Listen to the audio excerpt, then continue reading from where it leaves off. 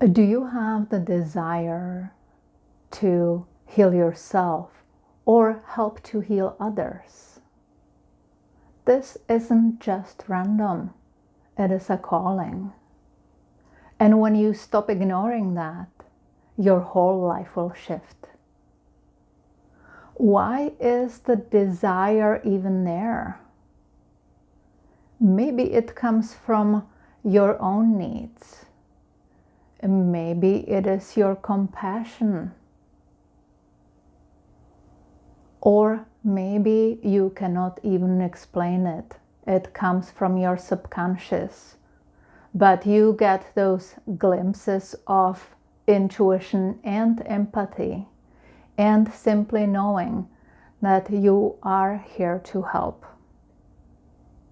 Welcome to Sylvie Lokrová Healing Channel. My name is Sylvie, and today I will talk about the desire to heal, what you can do about it, and what that means for your path. My personal healing journey started early. I experienced my mother's healing when I was a little child, and my mother decided for alternative healing because the Western medicine failed while she was trying to recover from cancer. She decided for alternative healing techniques like energy hands-on healing and herbs, and it noticeably shifted things for her. It took years, but she is still alive. And for me, it opened whole horizon of alternatives, going away from the mainstream and looking into hidden and alternative ways of healing, a lifestyle, and thinking. I was 6 years old, and all of it came to me quite naturally. I was also very empathic by nature, and my natural desire was to help the collective. When you practice alternative healing, you learn a healing modality which gives you a direction.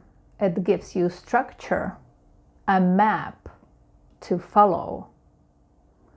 So you gain confidence with your intuition, which you may naturally have, or even that modality will help you to be more confident in your intuition. So the modality you choose is very important.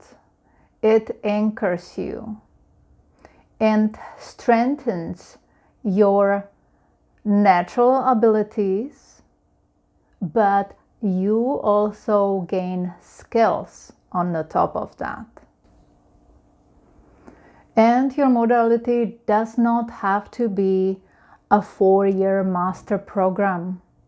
It can be a simple technique which you learn, which is offered as alternative complementary technique. And as you practice it and you become effective in this modality, it can bring a lot of benefit to you or to others. Ego may be something what keeps you away from practicing healing.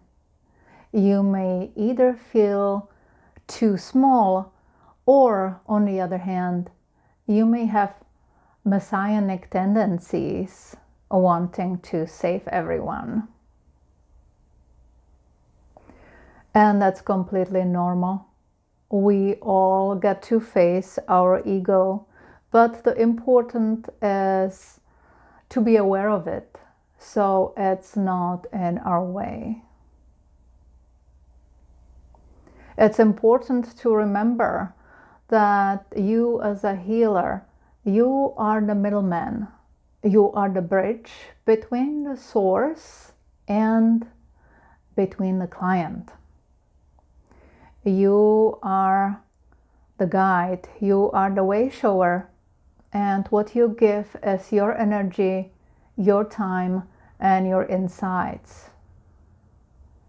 But it is not your responsibility, and you don't take a credit for the other person's recovery. What they decide to do with that information and energy is their own choice and their path. In my opinion, it is important to follow these principles. A loving intention. You intend the highest and best for your client. You intend the best, purest form of love. Prayer is very important. You send your intention to the universe, to God. And I personally connect to the creator of all that exists, and I connect to the higher self of the client and my higher self, and I intend for the highest and best healing possible for that given moment. If you are an energy healer, it is important to be spiritual and communicate with the invisible, with the source. Gratitude is also very important. You give your thanks for the future healing. You give thanks for the opportunity to heal. It's all happening in the present moment. You visualize the person already healed. And of course, there are always ethics to follow. And these are ethics I personally emphasize and teach everyone. You can only help others with their permission.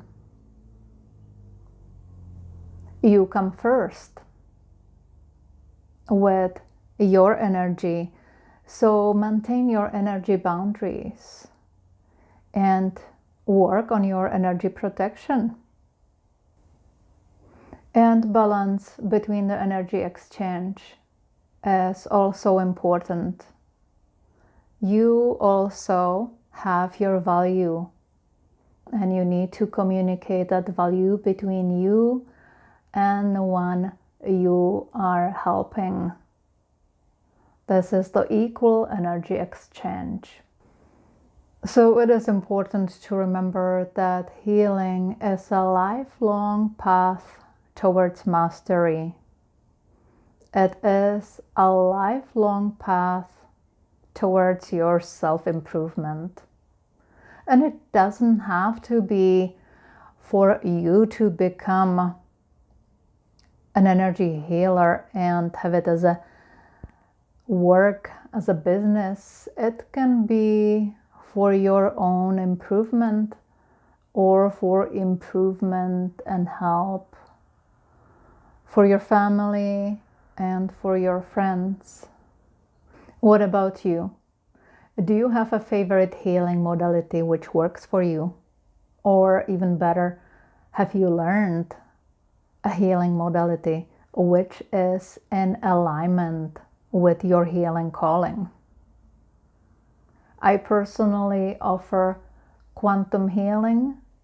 With quantum healing, we look closely at the beliefs, what the client has, and what shapes their life, and the way they experience things around them. If you want to check my work and get in touch with me, the link is in the text below. Thank you so much for watching.